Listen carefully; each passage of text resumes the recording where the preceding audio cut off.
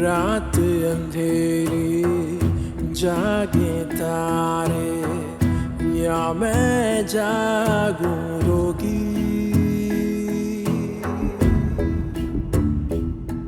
हो रात अंधेरी जागे तारे, या मैं जागूं रोगी। रोगी मैं हो गई रोगी। इनका भी पाँव फिसल गया, हमारे घर के उसी स्रोत में।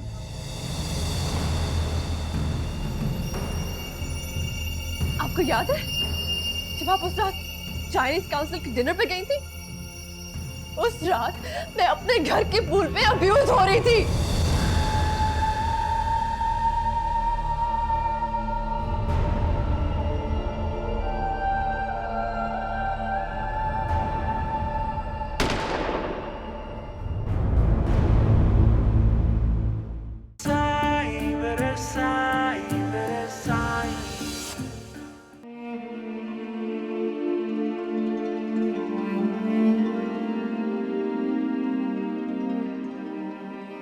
खुदकुश बमबार की तरह आप इस घर में घुस आए, नफरतों का बारूद अपने जिस्म पर लपेट, और देखिए कैसे परखचे उड़ गए सबके, बुनियादें हिल गई इस घर की।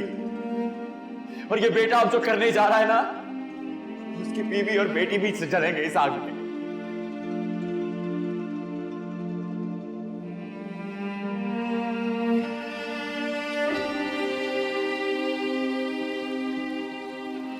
चले ना, चलकर अपने प्लांट्स लेकर आते हैं।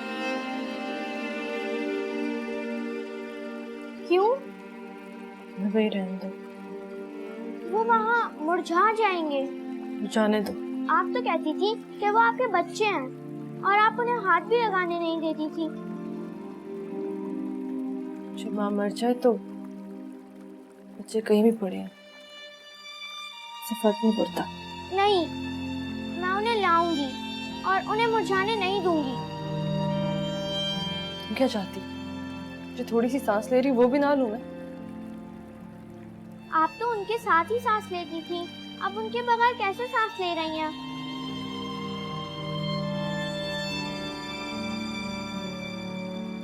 तो उसके बगैर भी सांस ले रही हूँ, जिसके बिना मैं जीने का सोच भी नहीं सकती थी। अरमान,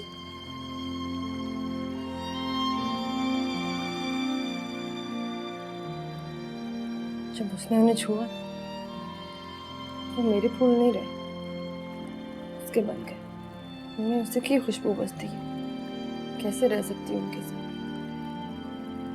जब उन फूलों में सिर्फ उससे कई चेहरे दिखाई देते हैं। अब वो फूल मुझे सांस नहीं देंगे, मैं गला घोटेंगे।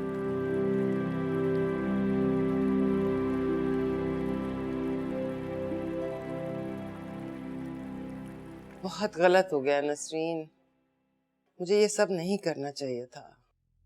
अब मैं रियलाइज कर रही हूँ, बहुत छोटी सजा मिली है उसे। जान छूट गई उसकी तो कब्र में जाके। जिंदा रहता तो रोजाना अपनी औलाद की आंखों में नफरत देखता, मौत और जिंदगी के बीच में लटका रहता मेरी तरह। इस तरह तो उसका फंदा भी मैंने अपने गले में डाल लिया है। मैं क्या बताऊं यार, मैं अपनी पेन डिफाइन नहीं कर सकती नसरीन। मेरी हालत उस माँ जैसी है जो अस्पताल में अपनी लाइलाज बच्ची के सराहने बैठी होती है, या फिर उससे भी बदतर। वो अपनी बच्ची के दुख को रो तो सकती है, उसका दर्द कम करने के लिए उसे दवा तो खिला सकती है। उस बच्ची की आंखों में अपनी माँ के लिए नफरत तो नहीं होती। मेरे पास तो इतना सा रिलीफ नहीं है जो मैं उसे दे सकूं। मैंने तो गुस्से में आके उसका बचा कुचा भी छीन लिया। नहीं, उसे अरमान चाहिए बस, और वो उसे नहीं मिल सकता। इम्पॉसिबल। नहीं यार, कैसे जुड़ सकता है ये रिश्ता? नहीं हो सकता। कोशिश मैं कैसे कोशिश करूं?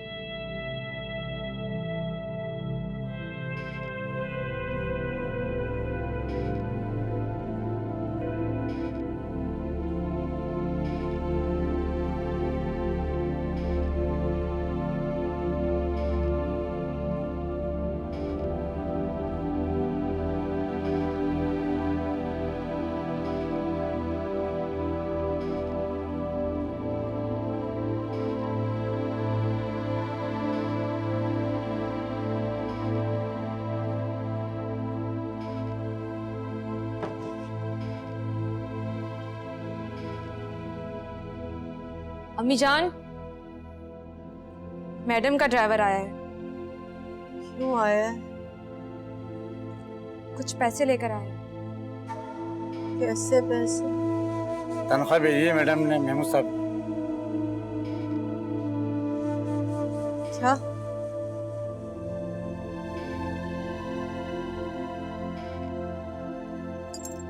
क्या कहा?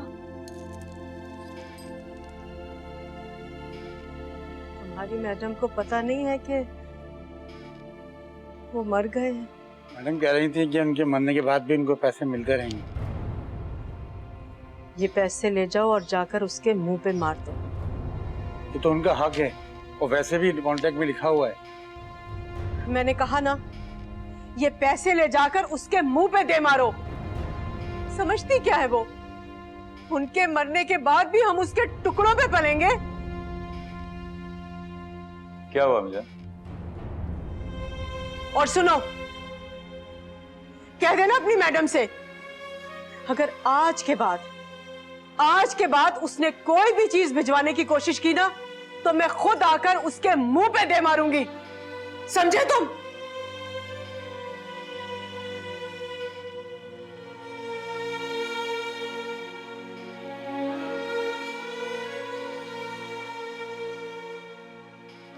बेगैरत भिखारी समझ रखा है हमें। हमारा कलेजा नोचने के बाद चाहती है कि हमें बिठा के रोटियां खिलाएगी।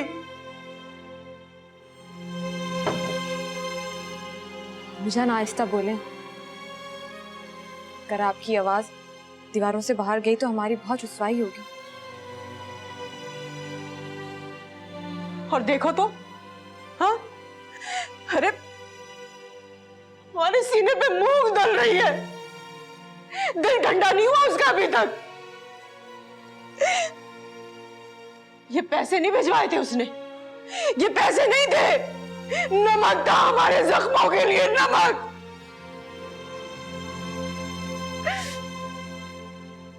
और तूने क्या इन पौधों को संभाल के रखा हुआ है? उठा इन सबको, उठा के घर से बाहर फेंकवा दे, उठा इन्हें। पौधों का क्या कसूर है मुझे? पौधों में से मुझे तेरे बाप के खून की बू आती है। अगर तू नहीं फेंकेगा ना, मैं अपने हाथों से नोच डालूंगी इन्हें।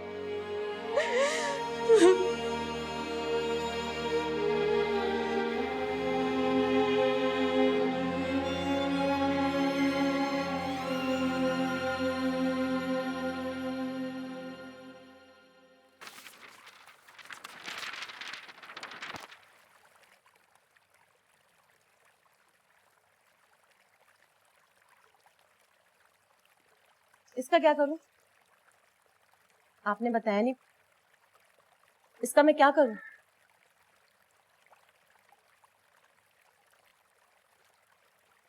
मुझे क्या पता। बस इसे मेरे कमरे से निकाल दो, बहुत चुभता है मुझे।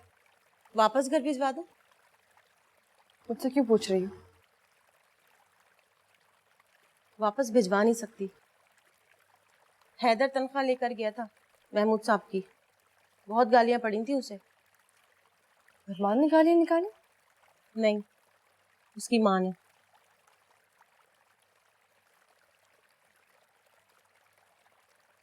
हैदर को दे देती हूँ, उसके नाप का है। मैंने तुम्हें कहा ना कि मुझे नजर नहीं आना चाहिए। तो फिर जला देती हूँ उसे। नहीं, जलाना मत।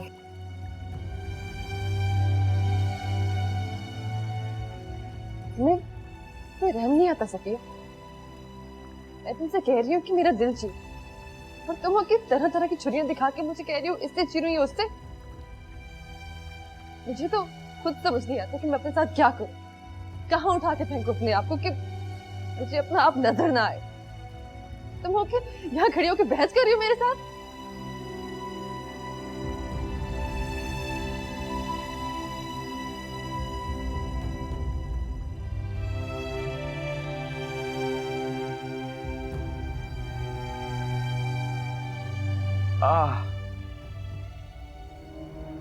मुबारक हो। किस बात की? पैर जो आजाद हो गया तुम्हारा। लाओ मसाज कर रही हूँ। रहने दो। क्यों रहने दो? लाओ रहने दो सारा, बैठो वहां पे। अच्छा 2 मिनट ना मसाज कर दूंगी, ठीक हो जाएगा तुम्हारा पैर। नहीं करो, बैठो। लेकिन जिस तरह से तुम्हारे पैर का प्लास्टर उतरा है ना, अपने ऊपर से भी परी का प्लास्टर उतार दो, शायद जिंदगी थोड़ी नॉर्मल हो जाए। अरमान प्लीज थोड़ा सांस लेने की कोशिश करो ताकि इस घर की सांसें भी चले। अपना नहीं तो अपनी माँ और बहन का ख्याल कर लो।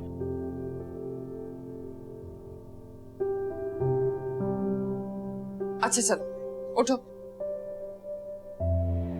कहाँ? जहां मर्जी लेकर जाओ। अभी क्लिनिक से आया हूं, आराम करने दे मुझे। गाड़ी है मेरे पास, थकोगे नहीं तुम, बिल्कुल दरवाजे से बिठा के ले जाऊंगी तुम। मुबारक हो। Thank you. अब चलो।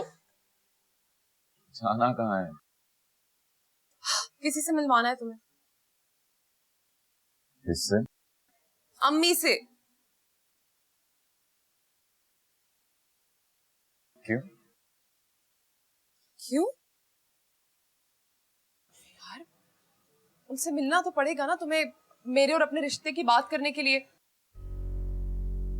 मैं जानती हूँ कि तुम इस वक्त ये गुफ्तगू नहीं करना चाहते, लेकिन वो भी अपने हाथ में एक रिश्ता लेकर बैठी है और मुझे तंग कर रही है बार बार। देखो तुम आओगे मेरे साथ, उनसे बात करोगे ना, तो बस थोड़ी अश्योरिटी हो जाएगी उन्हें, और कुछ भी नहीं। ओके, तुम्हें उनसे कोई लंबी बात नहीं करनी पड़ेगी, ना वो तुमसे कोई लंबी बात करेंगी, वो सारी बातें मैं कर लूंगी। तुम्हें सिर्फ उनके सामने जाना है, अश्योर करना है कि हाँ वाकई तुमने मुझे प्रपोज किया है, वरना वो पता नहीं अपने किन शुकूक शुबहात में रहेंगी। माँ है ना। चले?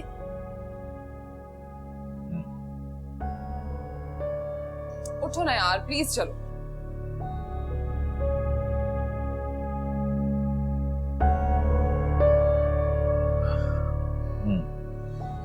आ जाओ।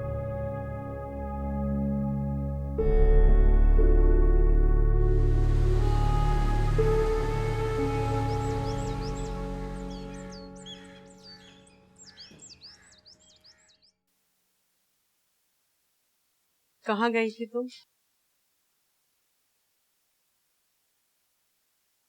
यही थी अम्मी। यहीं थी? हाँ, अरे मैंने आधा महल्ला ढूंढ लिया है। तेरा बाप मरा है मगर माँ अभी जिंदा है। सुंबुल, इस तरह से मुंह उठा के घर से बाहर चली जाती है तू। ये भी उठा लूं खाला? हाँ हाँ ले जा, सब ले जा। ये कहाँ भिजवा रही हैं आप? तेरा भाई तो इन्हें घर से बाहर निकालने से रहा। भाभी के घर भिजवा रही हैं? भाभी? फिर कहाँ भिजवा रही हैं? ऐसी जगह भेज रही हूँ जहां से कोई इन्हें दोबारा वापस ना ला सके इस घर में। ठहरो, रख दो इन्हें वापस, और जो बाहर लेके गए हो वो भी वापस ले आओ। अरे ये क्या कर रही है? क्यों मना कर दिया? जाओ ले जाओ, सब लेकर जाओ, सब उठा लो यहाँ से। नहीं, रख दो इन्हें वहां पर, नहीं लेके जाओ। ये क्या कर रही हो तुम? हाँ, मिजान अब्बू ने कहा है। क्या क्या कहा तूने? अब्बू ने कहा है? हाँ, अब्बू जी ने कहा है कि ये पौधे यहीं रहेंगे। तेरा बाप मर चुका है सुंबुल। हाँ, उन्होंने वहीं से पैगाम भेजा। है लगता है कि तू होश में नहीं है। चल जा, जाके सो जा अंदर, चल जा। नहीं अम्मी जान, मैं बिल्कुल होश में हूँ। इतने दिनों से मैं जिन सवाल के जवाब ढूंढ रही थी, सवाल का जवाब मुझे आज मिल गया।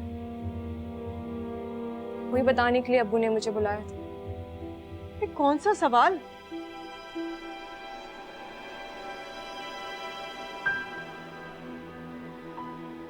तुम खड़े क्यों हो? जाओ, जो पौधे बाहर है उन्हें अंदर लेकर आओ। बाकी तो मस्जिद पहुंच गए, तो क्या हो गया? वहां से जाके ले आओ। अरे क्या हो गया तुझे? अल्लाह को नाराज करेगी क्या?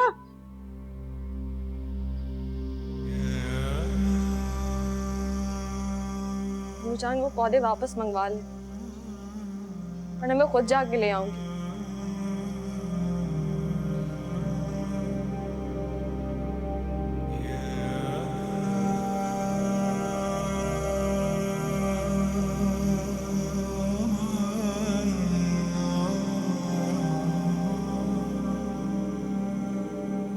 सुंबुल,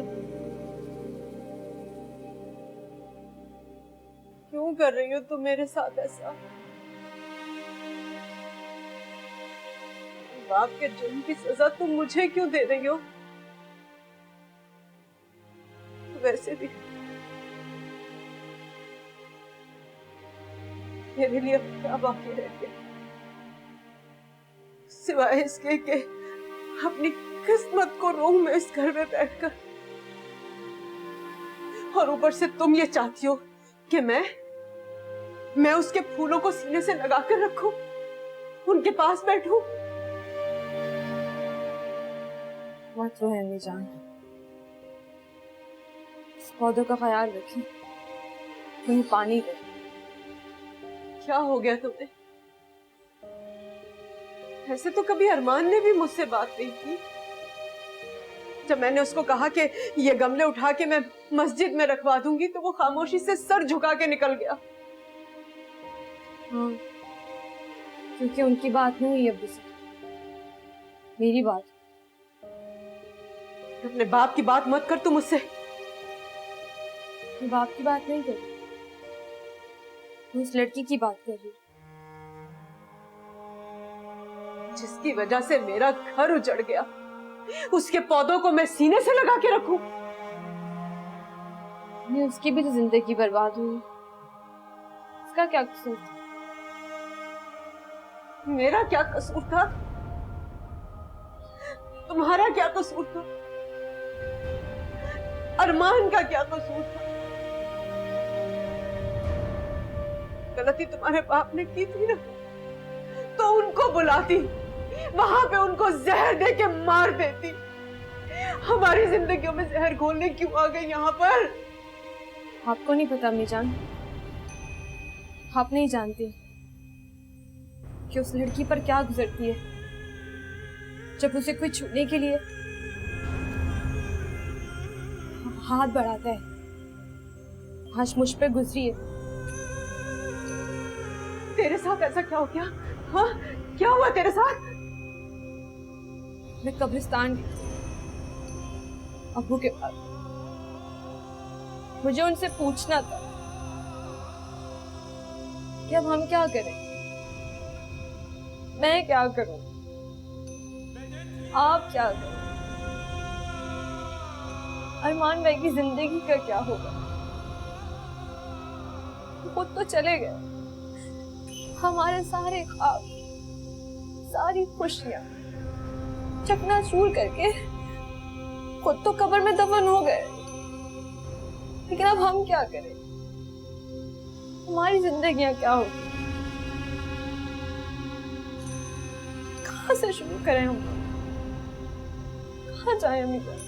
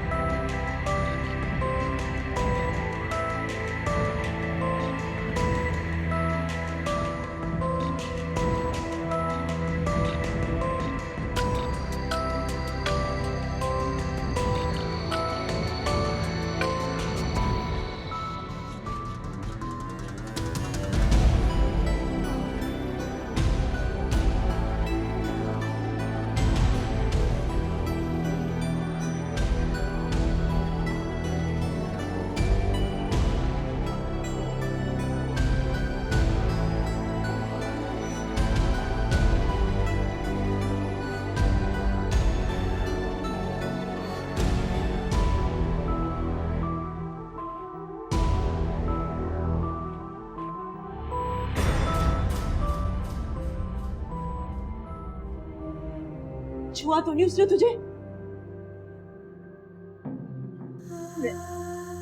सच बता मुझे, हाँ सच बता।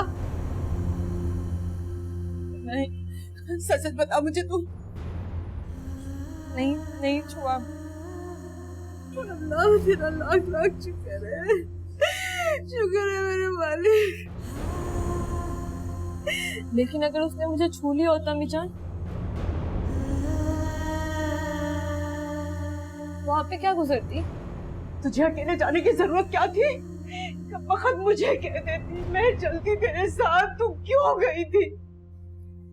बताए ना मुझे, अगर उसने मुझे छू लिया होता तो वहां पर क्या गुजरती? मत निकाल ऐसी बात मुझसे। देखे मीजान, मेरे हाथ अभी तक कांप रहे, मेरा जिस्म अभी तक लरज रहा है। अभी मुझे लग रहा है जैसे वो मुझे देख रहा है, वो मेरा पीछा करते करते यहाँ तक आ जाएगा। अम्मी जान, उसने मेरे कॉन्फिडेंस को बिल्कुल खत्म कर दिया। आपको पता है अम्मी जान, अब मैं कभी भी अकेले बाहर नहीं जा सकती, बिल्कुल भी नहीं जा सकती। मेरे पास तो रास्ता था अम्मी जान, मैं तो बच गई, वहां से भाग निकली। लेकिन उनका सोचे, जिनके पास कोई रास्ता नहीं होता, जो इतनी बेबस होती है, किसी दूसरे की हवस का शिकार बन जाती है, लेकिन अपने आप को नहीं बचा सकती। तू बैठने के लिए चादर बना के लाती बेटा। मिजान, उस बच्ची का सोचे जो उस पानी में कितना मचल रही होगी, कितना चिल्ला रही होगी, कितने हाथ पैर मारे होंगे उसने अपने आप को बचाने के लिए। बस कर, ऐसी बातें मत कर।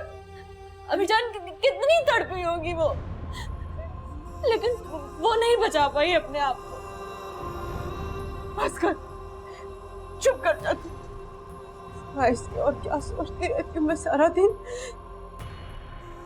मेरी जिंदगी भी उसी तलाब में डूब कर रह गई। आपको पता है अम्मी, अबू जान मुझे हमेशा कब्रिस्तान लेके जाते थे, दादा जान की कब्र पे फातिहा पढ़ने के लिए।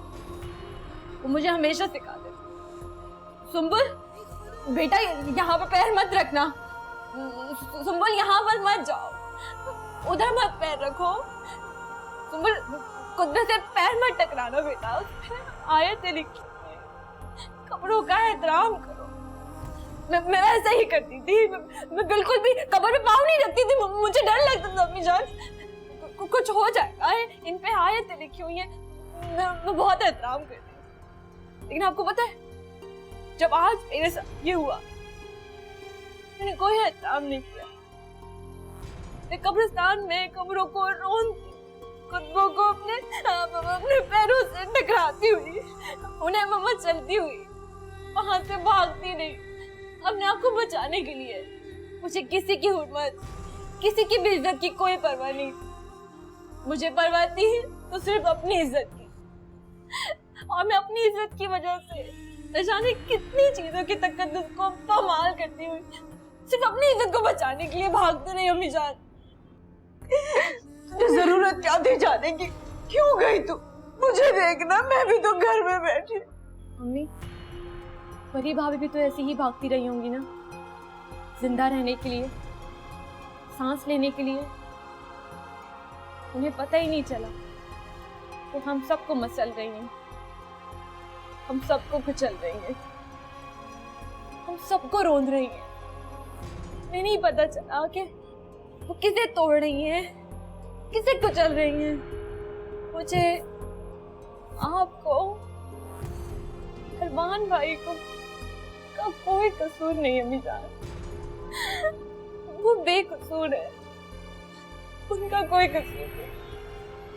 वो बस जिंदा रहने की कोशिश में लगी नहीं, और शायद यही सब कुछ बताने के लिए मुझे अब वो बार बार मुझे वहां बुला रहे थे। मुझे यही सब कुछ बताना होगा।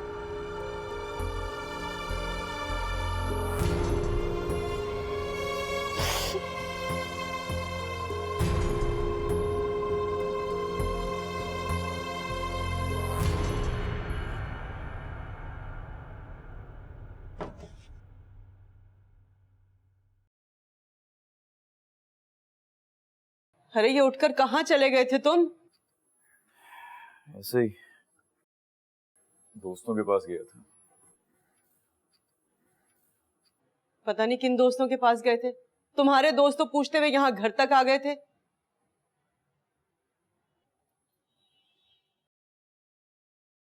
अरे तुम्हारा पाँव अभी ठीक नहीं हुआ है और इस तरह से चलना फिरना सही नहीं है तुम्हारे लिए।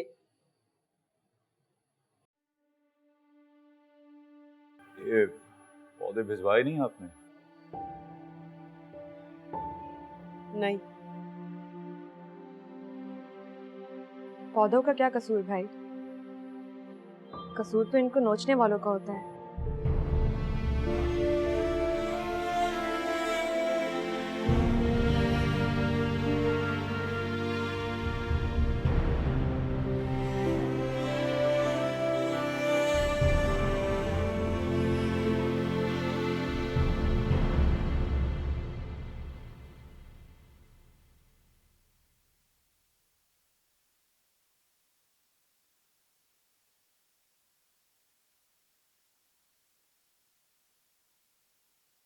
बेटा, हम में से कोई माफी के लायक नहीं है, ना मैं ना तुम्हारी माँ। लेकिन बेटा खुद को तो सजा मत दो। आप बताएं कि क्या करना चाहिए। मुझे खुद भी अच्छा नहीं लगा मामा के दिए हुए फूल वापस देना, लेकिन मैं क्या करूं? मुझे तकलीफ होती है उनसे। बेटा तुम्हें किस चीज में सुकून मिलता है वो बताओ। अगर हमसे नफरत करने में, हमें बुरा भला कहने में, जिस चीज में से अगर तुम रिलैक्स होती हो तो कोई मसला नहीं।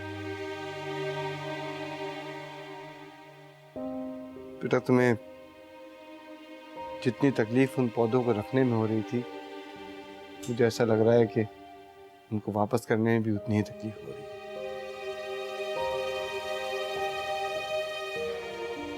मुझे पता है बेटा, तुम्हारी जिंदगी का सबसे अच्छा चैप्टर शायद वही था जो वक्त तुमने अरमान के साथ गुजारा।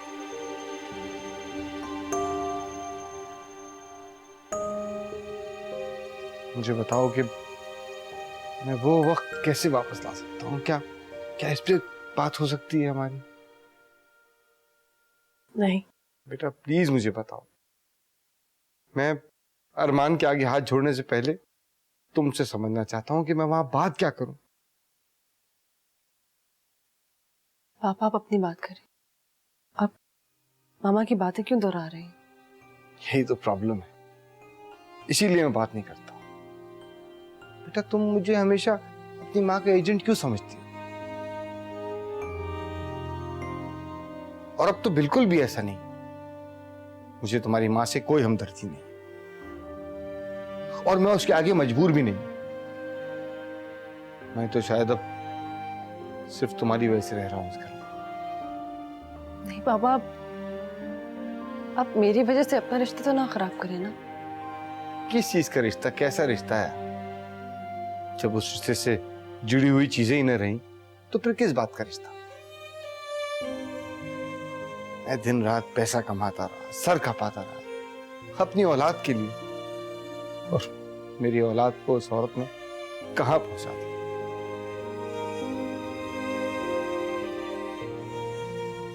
तुम्हें पता है तुम्हारा भाई किस हाल तक पहुंच गया है? उसने भी तुम्हारी तरह दरवाजे बंद कर लिए अंदर से। उल्टी सीधी सही कुछ ना कुछ लायक तो थी ना उस बेचारे की, वो भी नहीं रही। इतना असर ले लिया उसने। और तुम्हारी माँ ने ये हल निकाला है इस बात का कि वो कनाडा चला जाए नसरीन के पास, और वहां उसके कंधे पे सर रख के तुम्हारा दुखड़ा रोए। दिल तो मेरा भी यही चाह रहा है कि मैं भी अपने उस कच्चे पक्के घर में लौट जाऊं और वहां जाके अपने बाप की खाली चारपाई पे जाके लेट जाऊं। दम घुटता है इस घर में मेरा कि मेरी बच्ची तुमको इस हालत में देखकर तो मुझे उस चारपाई पे भी सुकून नहीं मिलेगा। मुझे बताओ बेटा मैं क्या करूं?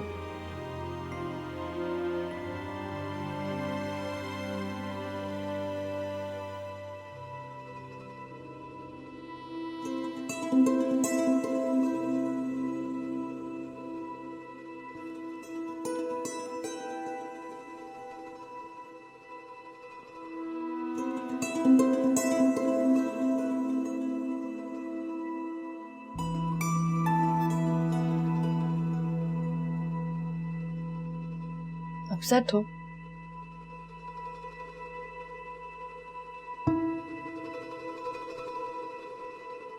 क्या सोच रहे हो?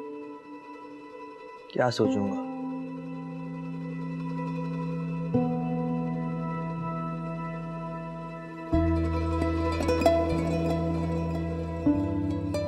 बात करो मुझसे, शेयर करो।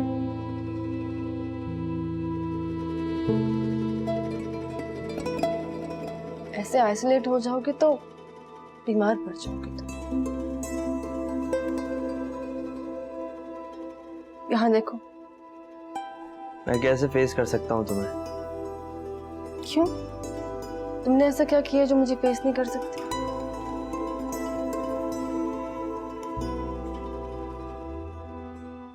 या मैं तुम्हें बुरी लग रही हूँ?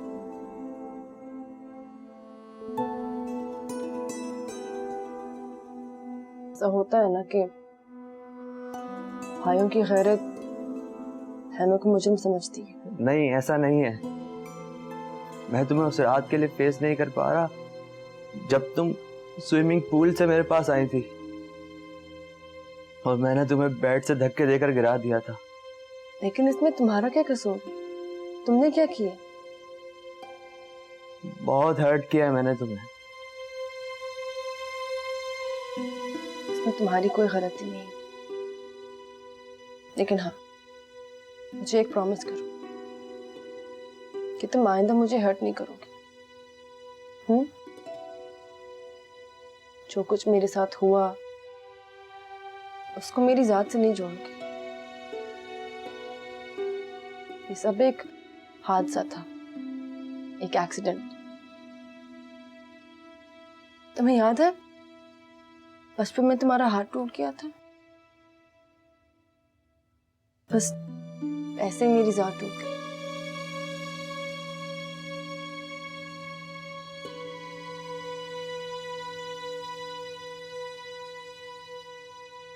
मेरे पास इससे ज्यादा सिंपल लफ्ज नहीं है तुम्हें समझाने को। ये मुझे यकीन है कि तुम समझ रहे हो। लेकिन प्लीज अपने आप को आइसोलेट ना करो ताकि मुझे भी थोड़ी सांस आए।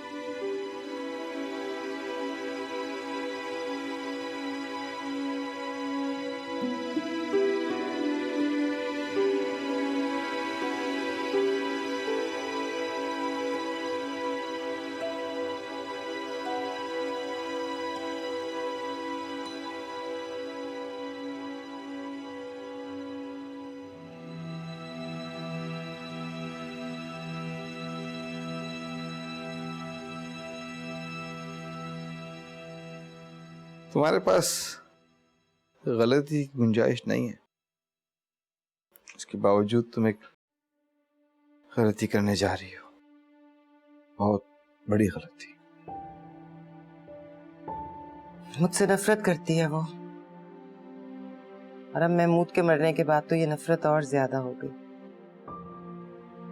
पहले ही वो समझती है मैंने उसकी जिंदगी बर्बाद कर दी, अब उसका रिश्ता भी खराब कर दिया। तो अब तुम चीजें ठीक करने के बजाय उसे छोड़ के भाग रही हो? हाँ, मैं जाऊंगी तो शायद वो रिलैक्स हो जाए। आखिर क्यों भाई? तुम उसके हिस्से का खाना खा रही हो।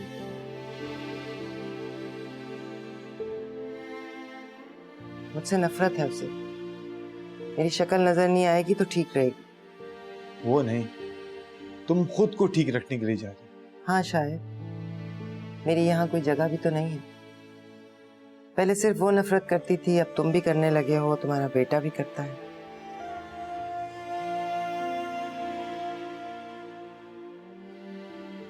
तुम दोनों अपने अपने हिस्से का कसूर मेरे गले में डालकर बैठ गए हो। शहनाज, तुम अपने सेल्फ पिटी मोड से बाहर निकलो तो शायद चीजें खुद ब खुद ठीक हो जाए। जरा कुछ मैच्योरिटी की बात करो।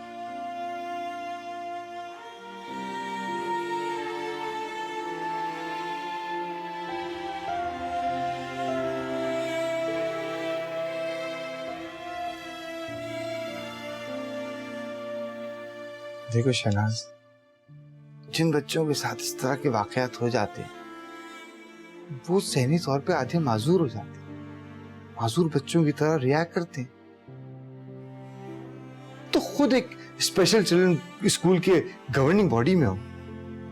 तुम्हें तो पता होना चाहिए कि ज़हनी तौर पर माजूर बच्चे किन हालात में कैसे रिएक्ट करते हैं।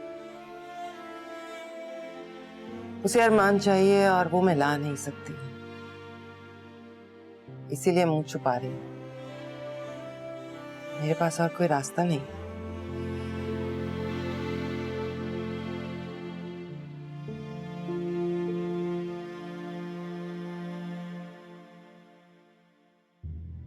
एक रास्ता है मामा।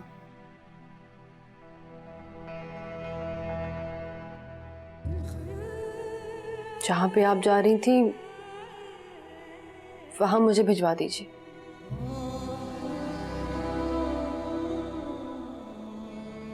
अब तो यहाँ मेरे लिए कुछ भी नहीं है। पहले एक स्विमिंग पूल से दम घुटता था, लेकिन अब तो इस शहर की हर एक सड़क से मेरी यादें जुड़ी हैं। अब तो कहीं पे भी नहीं सांस ले पा रही, ना कमरे में, ना फूलों के पास। अब तो नादिया से बात करके भी मुझे सुकून नहीं मिलता। शायद कहीं और चली जाऊं तो थोड़ी सी जिंदगी मिल जाए मुझे।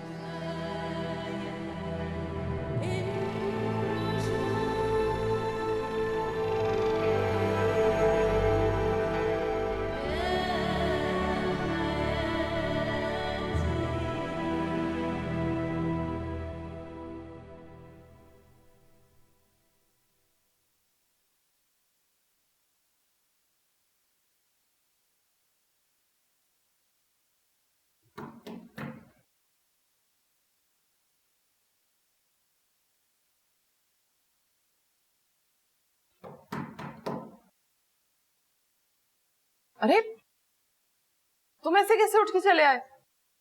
कैसे आना चाहिए? मतलब कोई कॉल, कोई मैसेज इन्फॉर्म तो कर देते मुझे। और अगर मैं घर पे ना होती तो? मुझे पता है कि तुम संडेज को घर पे ही होती हो। अभी जाने वाली थी मैं तुम्हारे तरफ, फिर तुम यहाँ होते और मैं वहां। अच्छा चलो आओ, इन लंगड़ी टांग के साथ तुम सीढ़ियां चढ़कर आए हो, थक गए होगे। आ जाओ आ जाओ, आओ ध्यान से। बैठो, ध्यान से बैठो। तुम्हें पता है मैं भी थोड़ी देर पहले इतने गुस्से में थी, पता है मैं क्या सोच रही थी कि अगर आज तुमने अम्मी से मिलने में कोई नफरत दिखाया ना तो बैंड बजा दूंगी तुम्हारी।